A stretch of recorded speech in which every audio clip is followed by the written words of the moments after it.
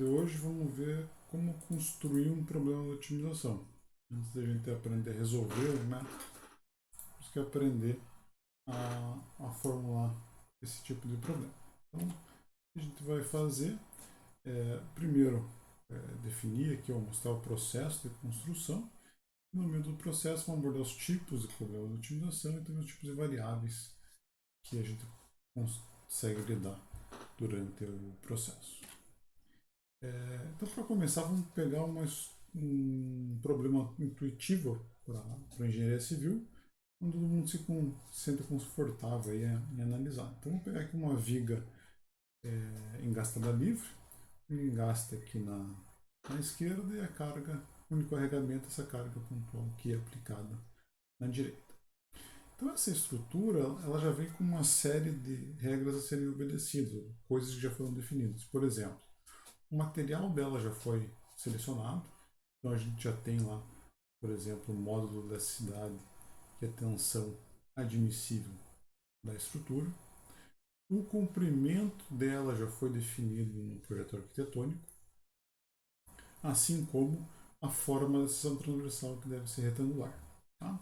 Ainda, dado o tamanho esperado dela e o carregamento, a gente define que o modelo de viga do Bernoulli é suficiente para representar os esforços gerados, deslocamentos, rotações aparecendo na estrutura. O carregamento, como falei, é dado somente pela carga Q aplicada, e o critério de falha, vamos escolher um critério bem simples, que é a tensão atuante na estrutura tem que ser menor que a tensão admissível do material. Beleza? Então, no que consiste o nosso projeto ótimo dessa estrutura nessas condições? A primeira coisa é ótimo em que sentido? Ou seja, qual característica da estrutura a gente quer melhorar? Então pode ser custo, um tipo de custo, volume, minimizar um deslocamento máximo, etc. Tá? Então a gente precisa primeiro escolher qual característica a gente quer melhorar. Então aqui vamos, por exemplo, escolher um custo inicial de material. Tá? Então, como é que a gente podia escrever esse custo inicial de material? Podia ser o volume da estrutura multiplicado aí por um custo de material por metro cúbico, por exemplo. Então, por exemplo, o que a gente tem para definir o volume seria base vezes a altura da seção transversal vezes o comprimento. Então, a gente tem aqui um volume multiplicado aí por um custo por metro cúbico, a gente teria um custo inicial de material para a estrutura. Tá? Então, essa característica, o nosso custo que a gente quer minimizar no caso, é chamada da função objetiva do problema. Tá? Então, a função objetiva do problema a gente vai sempre chamar de Fzinho minúsculo. Tá? Então, para casos comuns, a gente tem somente um objetivo para ser alcançado. Essa função ela é uma função real, ou seja, ela mapeia vetores em Rn no número real. Tá? Então só tem uma função escalar para ser minimizada. Então, escrevendo bonitinho aqui a função objetiva do nosso problema, a gente tem essa forma aqui. Beleza?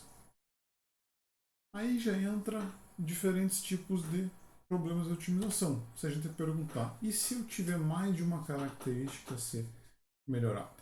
Tá? Então, por exemplo, dessa nossa mesma estrutura, a gente poderia querer minimizar, além do custo inicial, também, por exemplo, a deflexão máxima.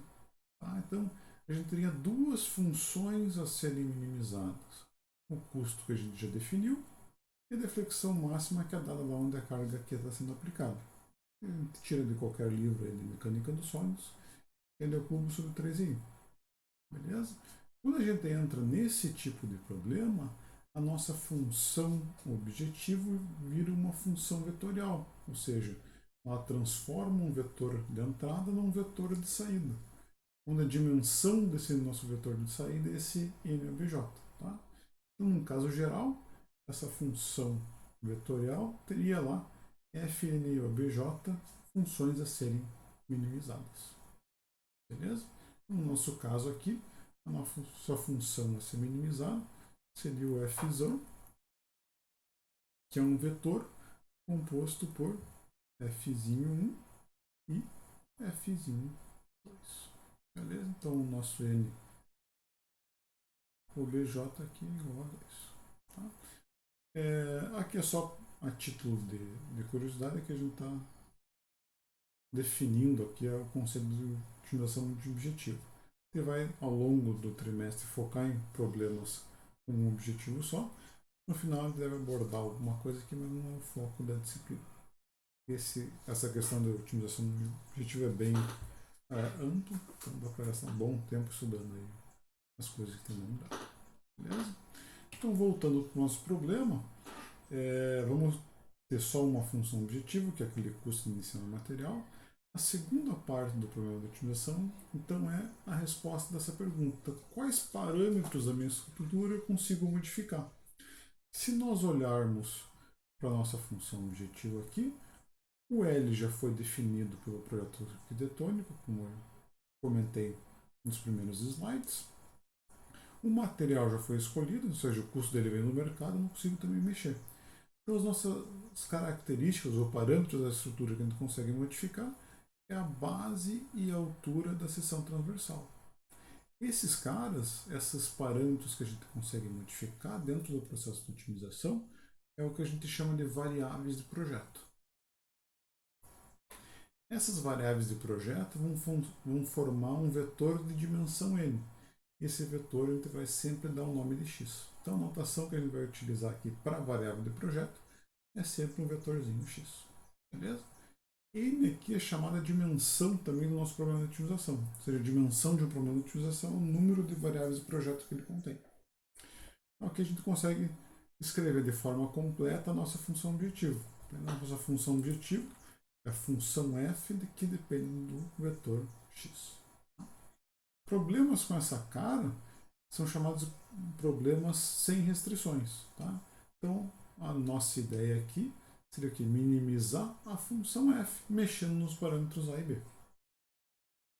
Então, como eu acabei de comentar, são problemas sem restrições, que normalmente são mais fáceis de serem resolvidos.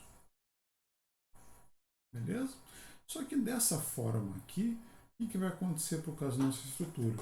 Se eu não adicionar mais nada, nenhuma regrinha que precisa ser obedecida, por exemplo, eu tenho lá que minha função, meu projeto ótimo é igual a B e A igual a zero. Eu tenho um custo zero, não gasto nada, então um problema resolvido. Tá? Eventualmente, né, esse não é o objetivo que a gente quer. Para a gente fazer esse problema ter sentido real, a gente precisa responder a terceira questão. Mas antes de responder essa terceira questão, vamos só ver aqui os tipos de variáveis de projeto.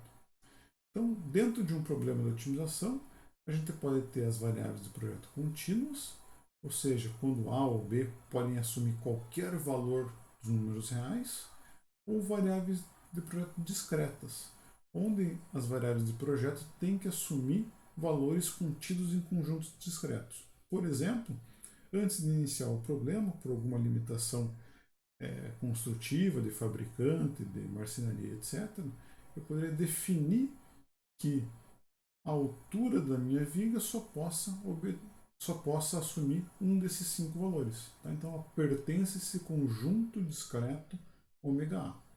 De forma análoga, a minha base também poderia ter que assumir somente os valores pertencentes a esse conjunto discreto B. Ou seja, o B só pode ser 10, 12,5, 15, 17,5 e 20 centímetros. Não pode ser nenhum outro valor. Tá? Normalmente, as variáveis discretas estão mais próximas da realidade. À medida que a gente vai migrando para problemas cada vez mais próximos da prática, normalmente são problemas com variáveis discretas. Beleza? Então, voltando àquele caso da nossa estrutura, o nosso problema sem restrições, ele não faz sentido para a nossa estrutura. Então, tem que colocar alguma coisa a mais nesse problema de otimização para ele se tornar mais próximo da realidade. No nosso caso, vai ser responder a essa última pergunta. Que regras eu preciso obedecer? Tá? Essas regras que eu preciso obedecer, a gente viu lá no primeiro slide, qual que era o nosso critério de falha? Era a tensão atuante ser menor do que a tensão admissível do material. Beleza? Então essas regrinhas vão formar aqui as restrições de um problema da otimização. As restrições vão ser divididas em dois tipos: restrições de desigualdade e de igualdade. Desigualdade é quando a gente tem aqui uma inequação, são representados por uma inequação no tipo que a gente quer resolver. Beleza? Para unificar a notação, essas restrições de desigualdade, a gente sempre vai chamar elas de funções g. Tá? Então, elas também vão ser funções das nossas variáveis de projeto, e a gente sempre vai escrever elas no formato g menor ou igual a zero. Tá? Então, reescrevendo esse cara aqui no formato de g menor ou igual a zero, eu recupero a nossa restrição. Então, sigma a tensão atuante menos a tensão admissível tem que ser menor do que zero. Beleza? Então, notem que se a minha tensão atuante for maior que a admissível, esse cara aqui vai ser positivo e não vai respeitar a restrição. De igualdade, da mesma forma. Eu posso, por algum motivo, exigir que a altura seja igual a 4 vezes a base.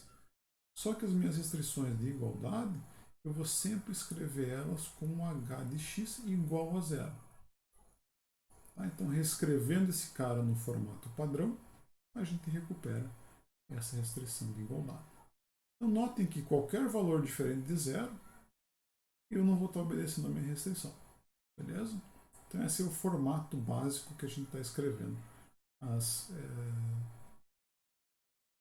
restrições do nosso problema. Se por acaso eu quiser colocar no nosso problema que A seja maior do que zero, eu vou ter que escrever nessa notação aqui. Então, eu teria que escrever um g de x dizendo que menos A é menor do que zero. Beleza? Então, tudo a gente retorna para a nossa notação básica. Qual que é a função disso? Quando a gente for montar os códigos e implementar os problemas computacionalmente, fica muito mais fácil implementar de um jeito só e daí escrever tudo desse jeito e resolver o problema sem ter que adaptar caso a caso. Beleza? Outra coisa importante para a parte operacional, ou seja, de implementação, é a gente sempre normalizar as restrições. Então, quando eu tiver, por exemplo, quantidades análogas que a gente tem aqui nas tensões, eu posso dividir uma pela outra e diminuir a unidade, que eu tenho exatamente a mesma coisa nos dois casos. Só que a ordem de grandeza das coisas que vão aparecer nesse termo aqui vão ser sempre coisas próximas de zero, próximas da unidade. Nada muito longe disso. Tá? Ao passo que coisas diferentes aqui podem facilmente estar, no caso de tensão, na ordem 10 a sexta. Da mesma forma que nas igualdades, vamos sempre ela já escrever elas de forma normalizada, porque esse cara vai estar sempre perto dali de zero, da unidade. Esse cara aqui estaria, dado em centímetros no SI, seria 10 a menos 2, seria uma ordem de grandeza bem diferente da de cima. Então, se eu normalizar as minhas restrições, eu vou evitar alguma instabilidade numérica que possa aparecer na minha implementação, e também uma coisa que a gente vai ver mais para frente, vai ser mais fácil escolher os parâmetros de penalização, que é a forma que os algoritmos heurísticos lidam com restrições. Tá? Então é uma questão mais operacional, essa normalização. Então, o nosso problema com que cara é que fica a nossa restrição lá? A gente precisa ter uma expressão, uma função para a tensão atuante. Como a gente tem uma viga somente com esse carregamento vertical aplicado, eu posso dizer que a nossa viga tem flexão pura. Tá? Então, você pode usar a expressãozinha da flexão para cálculo da tensão normal. Dessa expressão, o que a gente vai ter? Momento em torno de Z. Eu estou sempre buscando por tensão atuante máxima. Então, eu vou pegar o momento máximo na minha estrutura. O momento máximo da estrutura vai ocorrer aqui no engaste e vai ter aí como intensidade a carga Q vezes o comprimento da viga. Momento de inércia, o que vai ser? Vai ser base vezes a altura ao cubo sobre 12. E por fim, esse Czinho seria lá nossa estrutura, a distância da linha neutra até onde eu quero calcular a tensão. No nosso caso seria o A sobre 2. Colocando esses três caras na nossa expressão da flexão simples, a gente vai chegar nessa expressãozinha aqui. Então, tu consegue simplificar um pouquinho mais. Dividindo esse 12 por 2, eu fico com 6. Passando lá para cima, eu obtenho a expressão da tensão atuante. Então, notem, a gente tinha escrito até agora que era a função das variáveis do projeto. Com a expressão analítica dela aqui, a gente vê realmente que ela depende tanto de B quanto de A. Beleza? Então, consegue reescrever nossa inequação lá da restrição de desigualdade dessa forma. A equação de igualdade já estava na forma adequada. Beleza? Então, analiticamente, a gente tem todos os termos aí que a gente precisa para o nosso problema. Temos uma função objetivo, que é o custo, temos as variáveis de projeto, que é A e B, e temos as restrições, que são dadas aqui nas equações 8 e 9. Beleza? Então, antes de formular o nosso problema 100%, vamos ver uma notação geral para as restrições. Então, como eu já comentei, as restrições de desigualdade, vamos sempre chamar elas de G. Tá? Um problema genérico ele pode ter lá, por exemplo, M restrições de desigualdade. Então, eu posso escrever dessa forma: GI de x menor ou igual a zero, para I variando de 1 até M. Ou de forma vetorial, eu transformo o G aqui num vetor. Tá? Então, notem que ele está em negrito, pois em negrito aqui na nossa notação representam vetores. Beleza? Então, essa é a forma genérica para representar ali, de forma vetorial, as M restrições de desigualdade do problema. Já para as restrições de igualdade, o que a gente tem? Seria as funções H. Então, faltou um izinho aqui. Então, H, eu posso ter lá P restrições de igualdade, ou seja, eu vou escrever HI de x igual a zero para I variando de 1 até P. Ou de forma vetorial, H negrito aqui de x é igual ao vetor nulo do outro lado. Beleza? Então, dessa forma aqui, eu consigo criar ou definir aqui um conjunto S. Esse conjunto é o chamado conjunto admissível ou espaço admissível de projeto. Ou seja, é qualquer ponto x pertencente ao espaço do ARN que obedeça a todas as restrições. Tá? Então, o nosso ponto ótimo de projeto tem que estar dentro desse conjunto aqui. Tá? Ele tem que obedecer todas as restrições, uma vez que a gente definiu que são regras a serem obedecidas. Beleza? Então, dessa forma, a gente consegue ter uma notação geral para problemas de otimização. Então, a solução do nosso problema de otimização, ou seja, a solução do problema de otimização é dado pelo vetor x estrela. Tá? É tudo que a gente quer encontrar, que é o vetor que minimiza a função de interesse e obedece às restrições. Eu posso escrever isso de duas formas.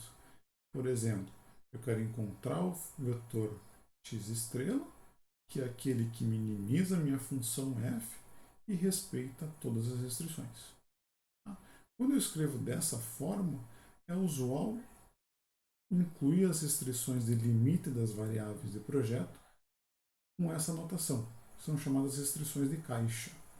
Seria lá o espaço, o limite inferior e superior que as variáveis de projeto podem assumir. Então, por exemplo, vamos dizer que a nossa altura A possa variar entre 10 centímetros e 70 centímetros.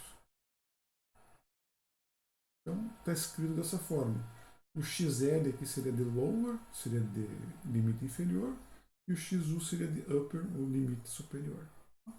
E B, por exemplo, poderia variar aí de 10 até 50 centímetros, por exemplo, juntando dois valores. Beleza? Então aqui fica a primeira forma de a gente escrever um problema de otimização. A segunda forma seria essa aqui. O x estrela é o argumento mínimo da função x, tal que o x pertence ao espaço admissível ao conjunto S. Tá? Onde eu defino o conjunto S aqui embaixo. Onde o conjunto S é qualquer vetor x pertencente a Rn, tal que as restrições de desigualdade e igualdade são satisfeitas. Beleza? Então, a segunda forma é a gente escrever um problema da otimização. Tá? Então, nos livros vamos encontrar um ou outro.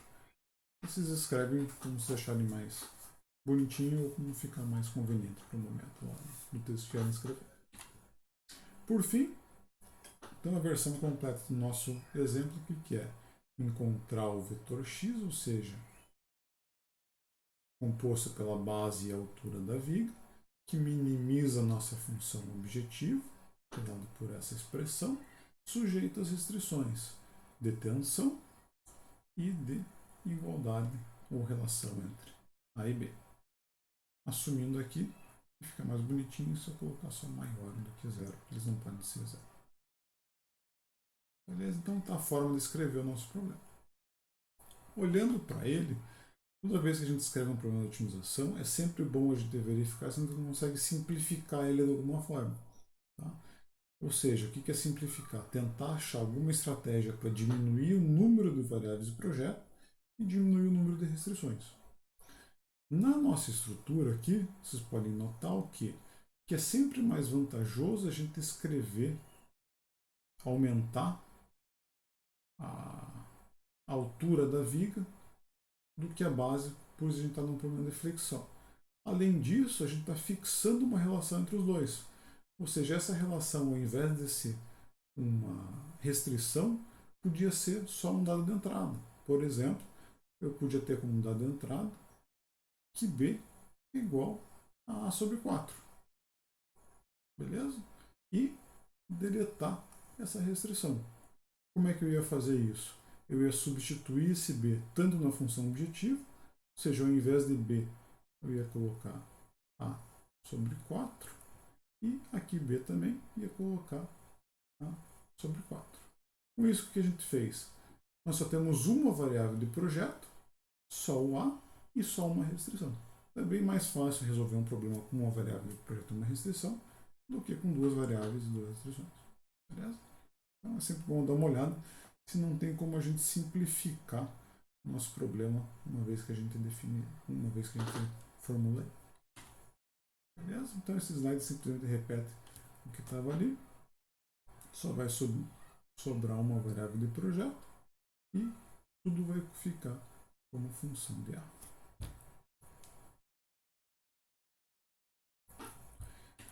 Por fim, para vocês treinarem esse processo, que eu coloco como sugestão, vocês pegarem um problema de otimização do interesse de vocês, seja de estrutura ou não. Se não for de estrutura até melhor, aparecem uns negócios diferentes aí. Tá? Então, o que vocês vão fazer é pegar um problema de interesse e escolher uma função objetivo, definir as variáveis de projeto, ou seja, as características, os parâmetros dessa função que vocês conseguem modificar, e definir se tem ou não restrições, tanto de igualdade e desigualdade.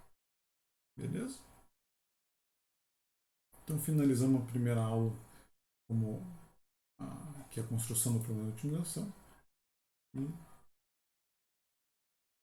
dando sequência ao curso no ano que vem.